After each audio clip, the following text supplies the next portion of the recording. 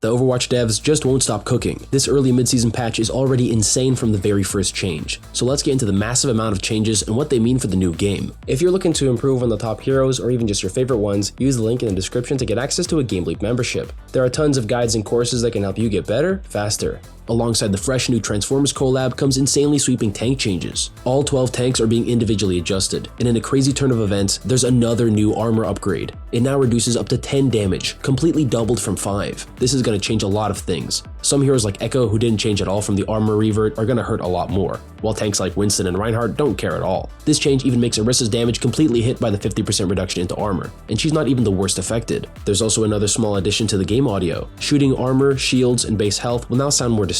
It's going to be easier to call armor cracked now that you can more audibly hear what HP you're damaging, just like in every battle royale out there. Not a bad change, although it won't take away from how strong armor still is. But without getting into all that, that's not even it for the sweeping tank changes. Tanks are now only half affected by the DPS passive. That means tanks are now going from being 20% heal reduced to only 10%. And because they're pretty much affected by it all the time, this makes tanks way easier to keep alive. And that's already in a season where tanks are extremely hard to kill when played well. And of course, that definitely wasn't it for the global changes, because we're getting an additional adjustment to the tank passive. Of course, but this time it's not turbo buffing them all, it's half and half. Firstly, the ultimate charging reduction when shooting or healing tanks has been increased. It's now going to reduce 40% of the charge you would get instead of 30. That's a pretty important change and will definitely slow down the ultimate charging game a lot for everyone, but I gotta say, this might really turn the tank head-to-head into a total bore. Reduced damage to armor, reduced damage with headshots, and reduced ult charge. There are a lot of tank changes in store, but it's a crazy start. At the very least, there's a secondary nerf to the tank passive, and that's to the knockback. The knockback resistance has been toned down, definitely a needed change. It's now at 40% down from 50, and that is still better than before.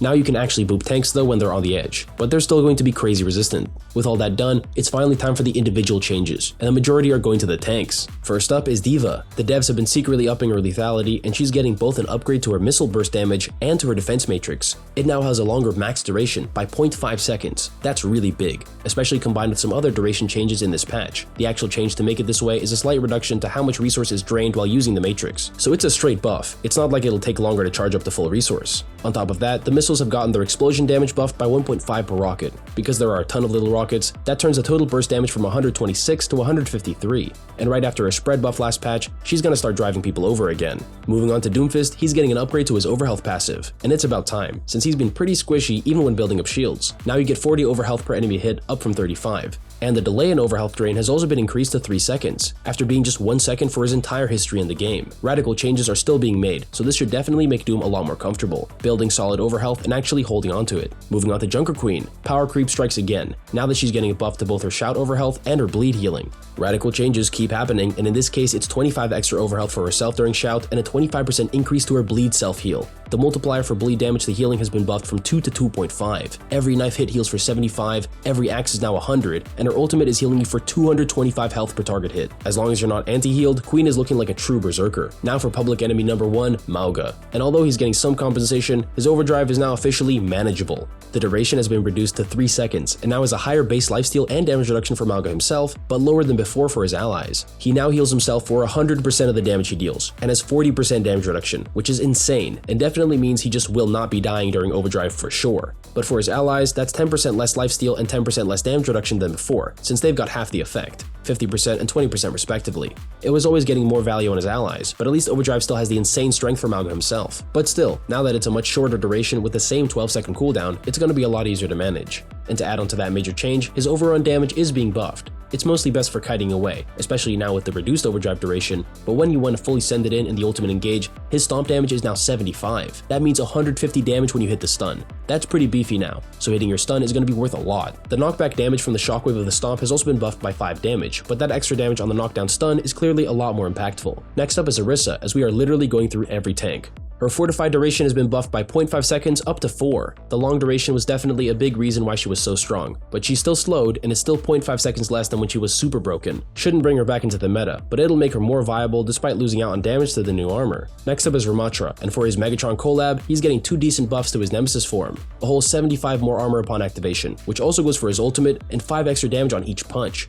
For those punches, that means you can now kill 250 HP heroes with 4 hits instead of 5. He's been strong even though he lost that 4-shot kill in Season 9, so this change will be like taking off the training weights for the ram grinders. The punch buff is obviously really big, but 75 extra armor in Nemesis is also really good. Armor has gotten even better, and Ram's getting more of it. A decent help, especially considering his own damage into armor is exactly the same this patch. Now for Reinhardt, who's also getting buffs for his Optimus Prime collab. His shield has been buffed twofold. 200 more max health for a grand total of 1600. We are entering Reinbro territory, as his shield regen rate has also been buffed from 140 to 160 shield HP per second, perfectly matching the new ratio of shield. And not only that, but we're also getting Rein's charge damage back into full form. It now deals 25 more damage for a grand total of 300, adding some more punch when you hit the enemy tank, and now confirming the kill on Reaper and Mei. The new era of Reinhardt is pretty much about to be born. At this point, he's good enough that you can AFK on the point and win for your team. Next up is Roadhog, who's getting a few minor upgrades to Pigpen. After losing his self-sustain so badly recently, this is a good change that actually puts more focus on his tactical zoning, as opposed to his normal zoning by just being a massive lethal pigman. The trap down deals more damage over time after activating, 15 more damage per second for a total of 45, and for a full duration of 3 seconds, that brings the max damage up to 135. And that's not including the initial 60 burst damage. Even though it can be destroyed before it activates, the damage combined with the slow now makes the ability pretty much even with Sojourn's original Disruptor shot, but at least it's reserved for a tank now. Moving on to Sigma, who's getting a single nice damage buff to his accretion. The Rock now deals 40 extra impact damage for a total of 120 on direct hit.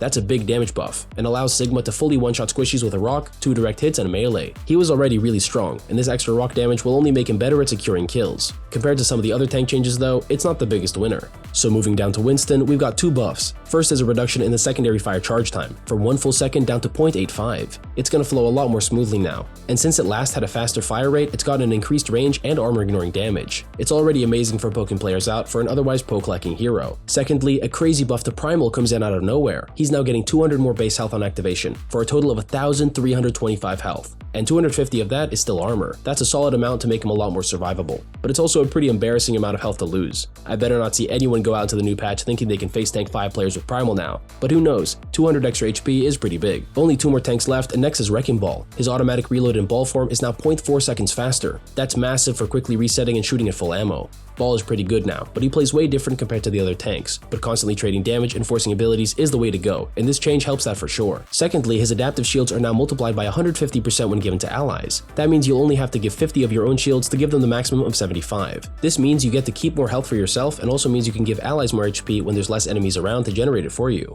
Pretty good considering the big weakness of sharing adaptive shields is that you usually need it for yourself. And for the final tank change, it's Zarya with a perfect bubble buff. 25 extra max health and 0.5 seconds longer duration. This is what we've been waiting for. Finally, Zarya is allowed to be strong again. She still won't be taking over lobbies, but these 2 buffs make her so much more viable. Your bubbles tank more, last longer so you can play aggro longer, and give you more charge when they break. 25 more health to soak is 5 more energy per bubble added to your increasing damage. And that's the tanks done. Finally for the damage heroes. Tanks are getting a crazy amount of love recently, while the only global changes for DPS this patch is that you reduce less heals against tanks. Not very inspiring, but each of the changes we're getting this patch are warranted. First is Ashe with Bob now receiving the tank passive. That would normally be a good buff, but now that the tank passive has been buffed to insane levels, it's a very good buff. Now you can't boop him as much and can't deal as much headshot damage to him, and that's the #1 way to kill Bob quickly. He'll definitely be sticking to the fight longer, which is fitting now that Ashe is becoming a popular alternative to Cassidy. And right now is the perfect time to try her out because next up on the list, Cass is getting a nerf. A single, unarguable nerf. His fall-off range has been reduced even more, from 25 to 35 meters to 20 to 30 meters. Pharah takes another dub as she's now way better in the duel when she's sitting up high and far back. It's a drastic change, considering 25 meters was already tough to play around when Cass wasn't so broken. He can still hit those double taps when he's in the fight, but keeping him out of it is a lot easier now that his long range has been neutered. And unfortunately, Pharah isn't getting nerfed enough to compensate. She's the 3rd DPS to be changed this patch, but only her concussive blast is being changed, and it's more of a revert than a straight nerf. It's now back to dealing 0 explosive damage. The direct hit still deals 30, but you can't get that big burst of 60 damage between rockets anymore. But again, it's more of a revert as it now deals more knockback and has a higher knockback dealing radius. Good change, but it won't make her weaker in the ways that matter, that's for sure. And now finally, for the 3 support changes this patch. At least they have as many as the DPS do. First is Ana with a tragic sleep dart nerf. I hope you enjoyed sleeping tanks for 3.5 seconds because now it's only 3 before they wake up. Tanks already have a lot of ways to dodge or block sleep after almost a decade of the game's history, so this is a rough nerf. Next is the smallest possible change imaginable for Iliari. Her pylon breaking now doesn't alert allies. Only her. Crazy stuff, did not even know it was in the game. And finally, a Zenyatta buff to act as a band-aid for the neglected supports. His Transcendence cost has been reduced by 10%. It's mostly because he really depends on farming off the tank to build his ultimate, and the new tank passive is making that a lot harder. But still, we take those. It's going to be crazy to see how the meta develops, but that's it for the mid-season 11 patch breakdown. Thanks for watching, and I'll see you guys next time.